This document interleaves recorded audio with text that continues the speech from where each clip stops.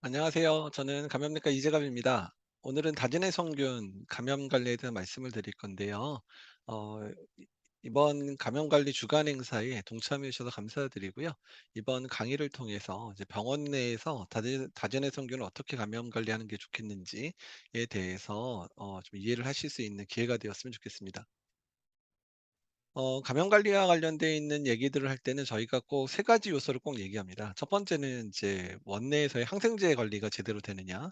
그래서 저희가 이제 원내에서는 제한항균제 관리라 그래서 항생제 중에 그런 내성균 네, 사용이 될 만한 그런 항생제들 같은 경우에는 매우 주의해서 사용하도록 지금 하고 있는 상황이고요. 다만 항생제 관리가 제대로 안 되게 되면 이런 식으로 내성이 없는 균들이 항생제가 과도하게 사용되는 이제 유닛이나 병동에서는 이렇게 내성균이 획득되어지는 이런 확률이 높아지게 되고요.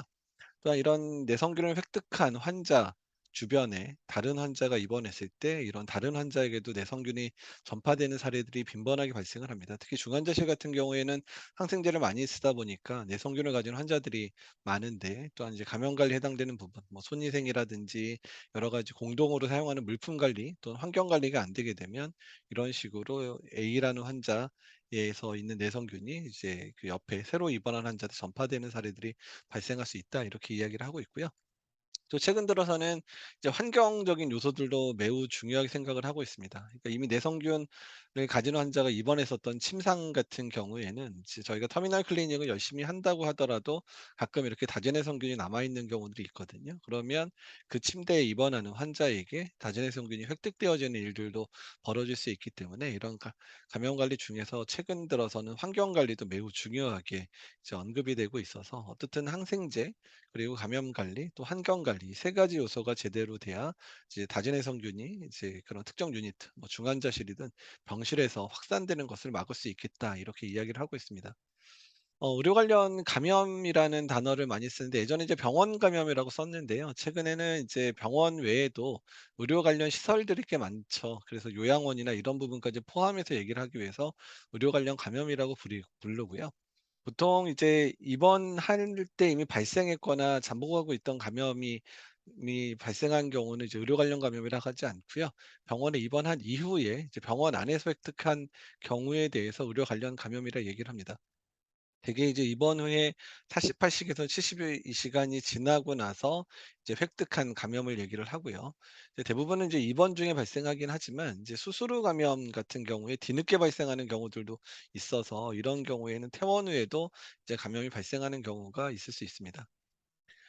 우리나라 항생제 내성의 문제들에 대해서 저희가 이제 말씀을 드리려고 하는데요. 우리나라 항생제 내성률이 상당히 높기는 높습니다. 특히 이제 아시아권 국가들이 전반적으로 높기는 하고요. 또 유럽의 일부 국가인 뭐 이제 그 뭐 그리스나 이탈리아, 스페인 같은 경우에도 이제 다진내성균 분율이 높은데, 일단 그람 음성균이라고 하는 그런 이콜라이, 또 우리가 이제 장내세균, 똥 안에 있는 균인데요. 이런 내성률 뭐 중국이나 태국 다음에 이제 우리나라가 한 3등 정도 하고 있고, 이제 황색 포도알균이라 그러죠. 그중에서 이제 메티실린 내성이라 그러면 여러분도 많이 들으셨겠지만 MRSA라고 보통 얘기를 합니다. 그러니까 MRSA 분율은 우리나라가 압도적으로 전 세계적으로 높은 상황이고, 그다음에 슈도모나스, 이게 녹농균이라고 많이 얘기 들으셨을 텐데, 녹농균에서 카바페넨 내성률 같은 경우도 우리나라가 꽤 높게 유지가 되는 부분이고요. 다만 이제 대부분 이제 아시아 국가라든지 유럽의 일부 국가에서 높은데, 또 유럽의 이제 감염 관리 되게 열심히 하는 국가들이 있습니다. 이제 미국이라든지 뭐 핀란드, 뭐 스웨덴, 뭐 이런 국가들 같은 경우에는 이제 매우 이제 내성률이 낮은 국가인데, 이런 국가들은 이제 몇십 년 동안 내성균 관리에 이제 정말 어 천문학적인 비용을 들여서 관리를 해왔던 국가들이거든요. 그래서 국가 차원에서 관리를 얼마나 열심히 하느냐, 또 항생제와 관련돼 있는 처방에 대해서 얼마나 이제 집중적으로 관리가 되느냐에 따라서 그 국가의 이런 내성균의 이렇게 발생 빈도가 매우 다르게 나타날 수 있다라는 것들을 알 수 있습니다. 이제 카바페닌에서는 아시네토박터균이 최근 중환자실에서 가장 많이 검출되는 내성균에 해당되는데요. 이제 이 그림을 보시면 알겠지만 이제 2015 년과 2007 년을 비교했었을 때 종합병원 또한 요양병원에서의 이제 다진해성 아시네토박터균의 이제 분리 비율이 거의 80% 까지 올라가는 상황들이 이제 이르게 됐습니다. 근데 여기서 가장 큰 문제가 뭐냐면 종합병원하고 요양병원의 내성률의 차이가 없죠. 그러니까 대부분 이제 요양병원에 계신 분들이 이제 종합병원의 중환자실에서 치료를 받으시다가 이제 상태 회복이 더딜 때 요양병원으로 가시게 되다 보니까 대개 대학병원이나 종합병원에서 있었던 환자들이 거기서 에시네토박터를 이제 획득하고 그리고 요양병원에 이제 가게 되는 상황이 발생하는 거죠. 그래서 요양병원 자체에서는 또 많은 대학병원에서 온 환자들이 모이게 되다 보니까 여러 대학병원의 내성균들이 감염 관리가 제대로 안 되면 서로 이제 균들을 서로 이제 나누어 갖게 되는 상황이 되고, 특히 요양병원의 상태가 나빠지시면 다시 대학병원으로 다시 전원이 오시면 또 다른 대학이나 다른 종합병원의 내성균들이 또한 그 대학병원에 와서 다시 또 확산되는 이런 악화되는, 서로 이제 갈수록 이제 그 악화시키는 그런 요인들로 작용하는 측면들이 있어서 이제 이런 부분이 걱정인데, 이제 종합병원이나 대학병원 같은 경우는 이제 감염 관리나 이런 부분에 있어서 이제 뭐 감염 예방 관리로도 받을 수 있고 또 감염 관리를 전담하는 인력도 어느 정도 되기 때문에 관리를 이제 하기 위해 노력을 하고 있기는 하지만, 요양병원 같은 경우에는 그런 이제 수가 구조나 이런 부분 때문에 감염 관리를 하기가 참 어려운 구조고요. 그리고 감염 관리를 할 수 있는 전담 인력을 뽑기도 어려운 상황이다 보니까 이런 감염 관리나 이런 부분에 상당히 어려움을 느끼고 있거든요. 그래서 이제 이런 문제들이 갈수록 다진해 성균들이 이제 병원에서 병원으로 계속해서 확산되는 그런 상황을 보이고 있다라고 알 수 있습니다. 우리나라에서 이제 시알리, 카바페넨 내성 장내세균이 법정 감염병으로 2017년에 지정이 됐거든요. 보시면 알겠지만 이제 2017년, 2018년, 2019년, 2020년 넘어가면서부터 다전의 세균의 빈도가 계속 올라가고 있고요. 이제 코로나19 때문에 2021년에 잠깐 이제 그 빈도가 좀 떨어지는 것 같긴 하지만 이제 올해 보니까 또 계속 증가하고 있는 상황이더라고요. 그래서 코로나19 대응 때문에 이제 많은 병원들이 이제 다중해 성균 관리를 하기 어렵다 보니까 다진성균의 비율이 계속 올라가고 있어서 아마 코로나19의 유행이 어느 정도 안정화가 되고 나면 이런 카바페넨 내성 장내세균의 시알리의 그런 여러 가지 문제들이 이제 또한 더 부각될 거라 예상을 하고 있습니다. 다전해 승균 이제 표본 감시에서 보면 이제 MRSA, VRE, MRPA, 뭐 MRAB 중에서 이제 혈액 검체나 이런 데서 전반적으로 우리나라 내의 통계를 보면 MRSA가 좀 감소하는 패턴들을 보이고 있고요. 그리고 VRE의 감염증들이 최근 조금 예전에 안정했다 다시 늘어나는 패턴들, 그다음에 MRPA나 그러니까 시도모나스 또는 아시네토박터 같은 경우에는 전반적인 혈액에서의 빈도는 좀 낮아지는 빈도여서 전반적으로 그 MRS의 분율들은 떨어지는 상황, VR리는 다시 좀 악화되고 있는 상황, 그리고 다진해성 녹농균이나 다진해성 아시네토박터는 전반적으로 좀 늘어나거나 아니면 이제 비슷하거나 이런 양상들이 최근 들어서 유지되고 있습니다.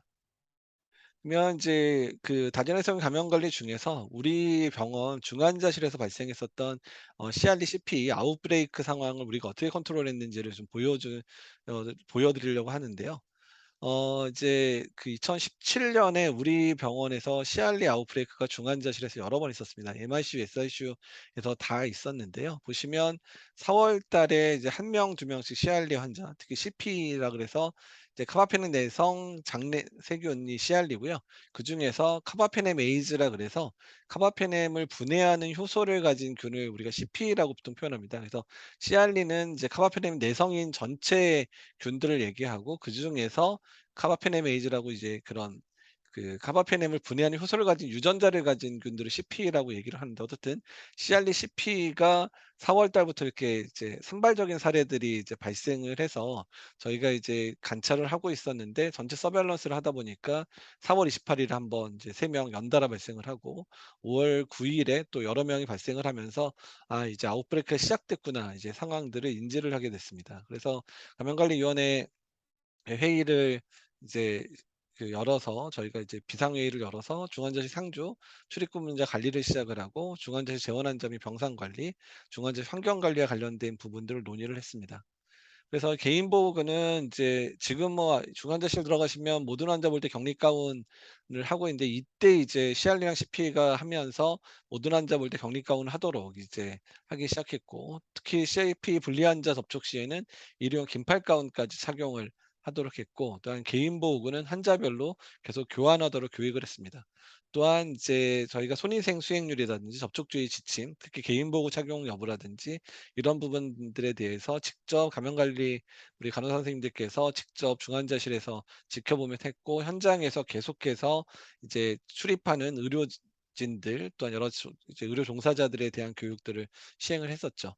그리고 이제 중환자실내 구역 관리를 해서 CR리 양성 환자가 너무 많이 나오다 보니까 이제 두 코호트를 지정을 해서 CR리 CP 환자들을 이렇게 코호트를 지정을 해 가지고 이제 배치를 하기 시작을 해서 이제 일 주일에 두 번씩 이제 CR리 CP에 대해서 검출을 하고, 양성자가 나오면 이제 이 CR리 구역으로 환자를 계속 분리하는 상황들을 이제 지속을 했습니다. 그래서 중환자실의 발생 상황 매일 모니터하고, 나오면 계속 병실 옮기는 그런 상황들을 저희가 했었었고요. 그래서 중환자실에 CP 분리 환자는 이제 1인 격리실로 격리하거나, 만약에 1인 격리실 부족하면 코호트 하도록 했고, 그다음에 CP 분리 환자에 대해서는 전담, 그러니까 CP 분리 환자만 전담으로 보는 근무자를 배치를 해서 근무자가 섞이지 않도록 했고, 의료기구 별도 사용하도록 했고, 또한 그 당시 아웃브레이크가 너무 컸었기 때문에 환자 병상에 병실이 꽉 차 있으면 병상 이동도 어렵게 되고, 또한 감염 관리에 관련돼 있는 업무 조정이 어렵기 때문에 중환자실, 특히 SICU가 당시 30 병상 운영했는데 20 병상으로 줄여서 운영을 했고, 이제 응급실의 경우 중환자실 입실도 꼭 필요한 환자가 아니면 이제 한시적으로 제한을 하는 그런 상황이 됐습니다. 그리고 환자의 퇴실은 렉탈 CR리, 그러니까 대변에서의 CR리가 3회 음성 확인되면 이제 코호트를 풀거나 병동으로 이제 이실하는 작업들을 했고, 병동 이실 시에 공동간병이실, 이제 거의 이제 운영 안 하고 있긴 하지만 당시에 공동간병이실에 가게 되면 다른 환자들도 이제 그 확산되는 경우들이 많아서 공동간병이실도 이제 배치되지 않도록 하는 조치들을 취했습니다. 또한 중환자실 내 환경 소독 관리도 이제 1회 1일 환경 소독을 시행을 하도록 했고, 또 중환자실 내 환경들을 이제 저희가 이제 여러 번 이제 배양을 해서 CR리 CP가 환경이 오염되어 있지 않은지 여부를 계속 확인을 했었습니다. 그리고 요양병원 및 이제 타기관에서 입원 환자 관리를 했는데, 당시에 저희가 이제 우리 병원에선 처음으로, 아마 저희 재단병원 처음일 겁니다. 그래서 이제 CP가 나오는지를 이제 2 시간에 결과할 수 있는 지닉스퍼트 카바 R이라는 유전자 검사를 도입을 해서, 이렇게 해서 이제 그 CR리 감염이 그러니까 이미 다른 병원에서 CR리를 가지고 온 환자들 같은 경우에는 입원 당시부터 분리할 수 있도록 조치를 취하기 시작했습니다. 그래서 CP 분리 건수들이 이제 4월 5 월에 산발적 있다가 이제 유행 아웃브레이크가 그러니까 이제 요때죠. 되고 나서 저희가 2017 년부터 지닉스포츠 동원해서, 초반에는 이제 검사를 많이 하니까 많이 늘어났었죠. 근데 하여간 이렇게 해서 전반적으로 1 년여 이상 이제 관리하면서 이렇게 이제 CP 관련 건수들이 다시 감소하는 패턴들을 이제 보여주는 부분들이고요.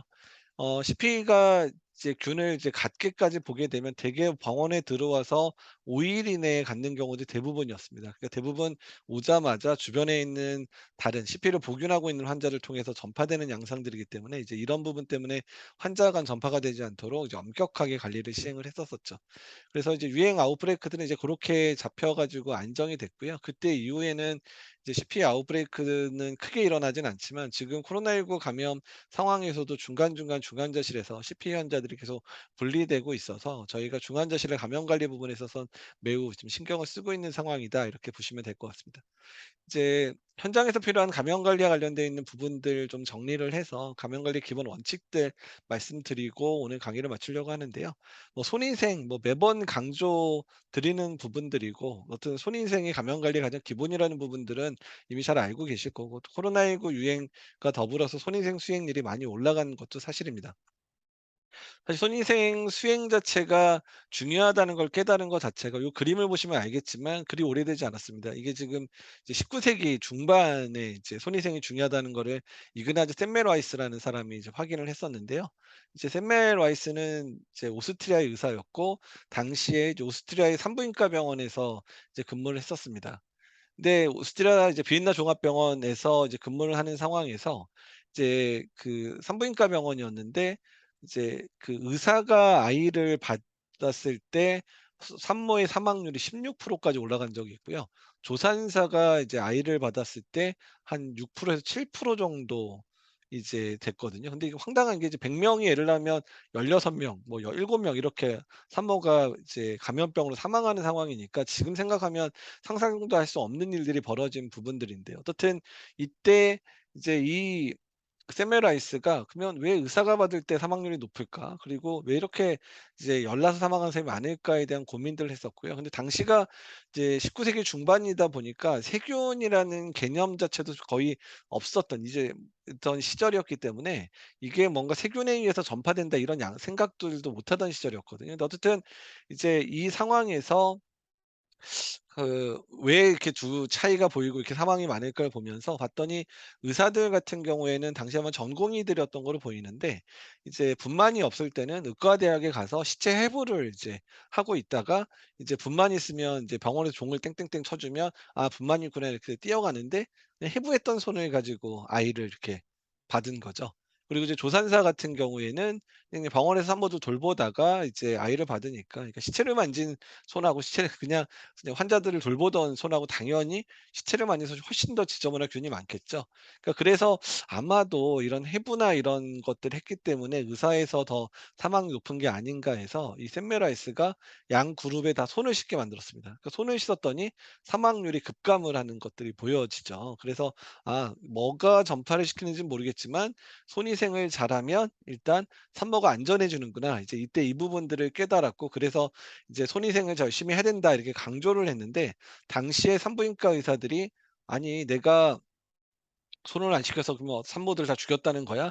이제 이런 식으로 반말을 해서 이 당시에 이 손 씻기를 강조했던 샘멜라이스 의견을 받아들이지 않고 오히려 샘멜라이스가 병원에서 내쫓겨서 이제 해고당하는 일이 벌어졌고 샘멜라이스는 이제 그 분함을 이기지 못하고 계속해서 이제 뭐 소송도 걸고 뭐 계속 얘기를 했는데 아무도 받아들여 주지 않으니까 끝내는 정신병이 발생을 해서 정신병원에서 매우 쓸쓸하게 죽었던 상황인데 근데 이후에 이제 세균 코가 현미경 발견해서 이제 세균을 실제로 보기 시작하고 세균에 의한 감염으로 인해서 많은 사람들이 사망한다 이런 부분들이 18 세기 후반 19 세기 후반부터 밝혀지면서 샘멜라이스의 손위생이 중요하다는 이 사실들이 매우 중요하게 생각이 됐고 샘멜라이스는 이제 보통 감염 관리의 아버지라고 이제 평가받을 정도로 지금은 이제 인정을 받고 있기는 합니다. 어쨌든 WHO에서 손위생과 관련돼 있어서 다섯 상황에서 손위생 반드시 수행하라고 하고 있거든요. 그러니까 환자를 진료하기 전에 그다음에 이제 에이셉티칸 그러니까 이제 무균수를 이거나 청결 시술을 시행하기 전에 그리고 환자의 체액이나 이런 데 노출된 이후에 또 환자의 진료 이후에 그리고 환자의 환경을 만진 이후에 이 다섯 가지 상황에서 반드시 손위생을 하라고 저희가 얘기를 하고 있고 저희가 이제 감염관리 간호사 선생님들께서 매달 이제 손위생 수행률 모니터링할 때는 이 다섯 가지 상황에 맞춰서 손위생을 제대로 수행하고 있나 이렇게 지금 관찰을 하고 있는 것이라고 보시면 될 것 같습니다.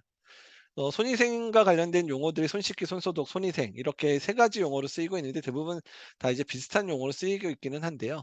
그러니까 손 씻기 방법, 물과 비누로 씻는 방법들은 이미 많이 얘기를 들으셨겠지만 40 에서 60초 정도 깨끗이 씻어라 이렇게 얘기를 하고 있고 손 소독과 관련돼 있는 거는 이제 알코올 성분이 있는 손위생제를 이용해서 이제 확인하는데 적어도 20에 30 초를 쓰라고 돼 있는데요.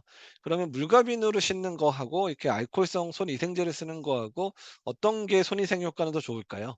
그러니까 이제 많은 분들이 이제 '물과 비누로 씻는 게 더 좋겠다.' 이렇게 생각을 하시는데 손위생의 효과 측면에서는 두 가지가 다 같습니다. 그러니까 이제 물과 비누로 씻는 거나 이제 알코올성 손세정제를 쓰는 거나 효과는 같다고 돼 있기는 한데요. 근데 다만 이제 그 알코올성 손위생제로만 하면 안 되는 상황들에 대해서만 물과 비누를 꼭 씻으라고 얘기를 하고 있거든요. 이제 그런 경우가 손에 이제 육안으로 보는 그런 오염물이 묻어져 있든지 또는 환자의 체액이나 이런 거로 오염된 경우에는 이제 알코올성 손위생제만으로 제대로 씻겨지지 않기 때문에 그러한 경우에는 물과 비누로 씻는 이제 손 세척을 꼭 해야 된다고 얘기하고 그 외의 모든 상황에서는 물과 비누로 씻거나 또는 알코올성 손위생제를 쓰는 거 자체에 큰 차이는 없다라고 알고 계시면 될 것 같습니다.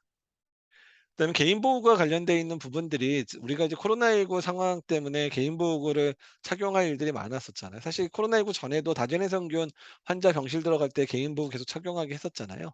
어쨌든 이제 그 개인 보호구에 대한 측면에 있어서는 이제 그 마스크와 관련된 부분들은 비말 전파냐 이제 공기 전파냐에 따라서 마스크 종류가 달라지는데 이제 비말 전파에 해당되는 경우는 보통 덴탈 마스크나 서지컬 마스크를 써도 된다고 얘기하고 있고 공기 전파가 가능한 뭐 홍역이라든지 수두 그다음에 이제 결핵 그리고 코로나19 같은 경우에는 공기 전파도 가능하다고 돼 있기 때문에 N95 마스크 또는 KF94 마스크를 쓰라고 돼 있기는 합니다. 그래서 이제 우리나라에서의 KF94 이제 병원에서 계속 나눠주고 있는 마스크는 KF94 등급이고 그 필터 등급은 N95 마스크하고 동일합니다. 그래서 N95 마스크는 KF94는 이제 동일한 등급으로 되기는 하는데 다만 N95 마스크 같은 경우는 이제 밀착도 그러니까 완전히 딱 달라붙어서 쓸 수 있는 그 밀착도에 대한 기준이 있는데 KF94는 그 밀착도에 대한 기준이 명확하지가 않거든요. 그래서 KF94 마스크 중에서는 이게 너무 느슨하게 돼서 마스크에 그가 이제 좀 자꾸 새는 경우들이 많기 때문에 KF94 마스크를 쓸 경우에 새지 않도록 마스크를 꼭 밀착을 잘 시켜주는 부분들이 중요하다는 부분들을 좀 알고 계시면 좋을 것 같습니다. 그래서 N95 마스크 0.3 마이크로 작은 입자를 95% 이상 차단한다고 돼 있고 그리고 결핵, 공역, 수도, 파정성 대상포진 그리고 이제 코로나19도 이 안에 들어가죠. 그리고 이제 수술용 마스크는 이제 착용자의 이제 비말에 대한 해당되는 걸 예방한다고 돼 있는 부분들이고요. 그리고 보통 그 코로나19에 감염된 환자들도 N95를 쓰게 되면 가끔 호흡곤란이나 이런 부분 특히 이제 심폐 기능에 이상 있는 분들은 N95 마스크 쓰면 가끔 호흡곤란이 악화되는 경우가 있어서 어떻든 환자들한테는 대부분 수술용 마스크를 착용하게 하고 의료진들은 N95 마스크 쓰는 그런 방식으로 하기 때문에 특히 병동에서 특히 코로나19 때문에 선제 격리돼 있거나 코로나19 병동에 있는 환자들 중에 고령 환자라든지 호흡곤란 호소한 환자한테는 절대로 N95 마스크 씌우면 안 된다는 거를 조금 여기서 다시 한번 강조를 드리고요. 의료진은 N95 마스크 써야 되지만 환자들한테는 이제 수술용 마스크나 덴탈 마스크 착용해도 된다는 부분들을 꼭 기억을 해 주시면 좋겠습니다. 그 마스크 착용 필요성 뭐 코로나19 때문에 너무 잘 아시겠지만 그러니까 이제 감염된 사람뿐만 아니라 일반인까지 같이 쓰게 되면 "감염의 빈도를 많이 낮추더라."라고 하는 부분을 이제 기억해 주시면 좋을 것 같고요. 그리고 이제 N95 마스크 착용과 관련돼 있는 부분에 있어서 마스크 착용 이런 식으로 줄 위아래로 이렇게 꼭 쓰셔야 되고 교차되는 것도 안 되고 그러니까 두 개를 모아서 하는 것도 안 됩니다. 그러니까 위아래로 이렇게 위아래 이렇게 잘 당겨 줘야 마스크가 밀착이 제대로 이제 되거든요. 그리고 꼭 쓰시고 나서 코 부분 꽉 눌러 가지고 코 위로 새지 않게 하는 부분들 그리고 이 끈 부분을 좀 이렇게 당겨 가지고 이제 그 밀착도를 조절할 수 있어서 끈 부분 당겨서 완전히 밀착되게 해 주시고 마지막에 호흡을 들이쉬고 내쉬면서 새지 않는지 반드시 확인해서 이제 고렇게 하시는 부분 꼭 중요합니다. 또 마스크 벗을 때는 특히 표면에 이제 오염이 되는 경우에는 표면에 있는 바이러스나 이런 게 한 일 주일씩도 살 수 있다고 돼 있기 때문에 쓸 때 이제 줄을 이렇게 당겨서 먹기도 하는데 만약에 줄을 빼다 하면 이제 머리가 오염되는 경우도 있으니까 이 양쪽 끝을 잡고 빼고 반드시 마스크를 벗고 나서는 손위생을 꼭 해 주셔야 됩니다. 뭐 접촉주의 병실 출입을 할 때는 지금 우리 병원도 뭐 중환자실도 마찬가지고 이제 1 인실 격리병동에 이제 뭐 VR리 환자나 CR리 환자 입원해 있으면 이제 그 앞에 이제 개인보호 착용과 관련돼 있는 예시가 나와 있고요. 그 앞에 가운이 이제 박스하고 뭐 장갑 착용할 수 있게 돼 있잖아요. 그래서 반드시 격리병실 입실하기 전에는 손위생 시행하고 긴팔 가운 착용하고 장갑 착용하고 들어가시고 나올 때는 장갑 벗고 긴팔 가운 탈의하고 손위생하고 그래서 요 과정들 잘 지켜 주셔야 되고요. 그리고 코로나 병동 개인 보호 착용도 뭐 잘 아시겠지만 요새 사종 보호 다 착용하고 출입하시잖아요. 그래서 간단하게 잠깐 들어가서 이제 나올 경우에는 이제 수술 가운 아니고 AP 가운이라 그래서 비닐 가운 입고 들어가셔도 되고요.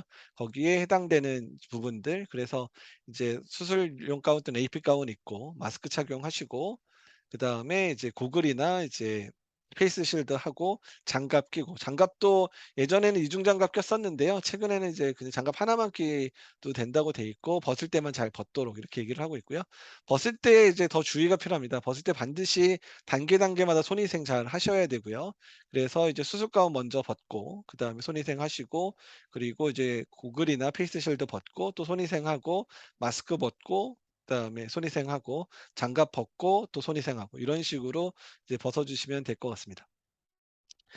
최근 들어 환경 소독과 관련된 부분이 매우 중요하게 다뤄진다고 말씀을 드렸죠. 그래서 코로나 바이러스도 그렇고요. 세균들도 그렇고 이런 이제 표면이나 이런 데서 되게 오래 삽니다. 특히 바이러스는 오히려 건조된 표면에서 좀 오래 산다고 돼 있고요. 세균은 이제 물이 많은 공간에서 좀 오래 산다고 돼 있기 때문에 이런 생존 기간이 길어지는 부분 때문에 환경 관리가 매우 중요하게 돼 있고요. 그래서 환경 관리할 때 이제 뭐 뉴스 같은 거 보면 막 이렇게 뿌리고 다니는 거 많이 보셨지만 일단 기본적으로는 일단 이런 그 해당되는 부분들을 이제 그 잘 닦아 주는 방식. 특히 이제 우리 병원 같은 경우는 이제 그 환경 티슈들을 이제 제공을 해 드리니까 환경 티슈로 환자의 손이 많이 닿는 부분들이나 의료진의 손이 많이 닿는 부분들 이렇게 마찰을 해서 잘 닦아 주시는 부분들이 매우 중요하다는 부분들이고요.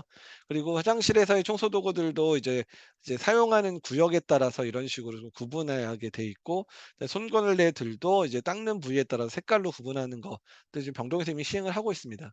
그리고 코로나19 소독제가 사실 코로나19 소독제만 되는 건 아니고요. 이런 세균들로 대부분 소독효가 있기 때문에 가장 많이 쓰는 게 이제 락스 가장 많이 쓰고, 그다음에 병원의 사금 아모늄 화합물들을 제일 많이 쓰고 있고, 가산화물 같은 경우에는 저희가 이제 그 병실들 완전 소독한다 그럴 때 이제 베이포 가스로 하는 부분들은 대부분 가산화수소 성분으로 지금 소독을 하고 있다고 보시면 될 것 같습니다.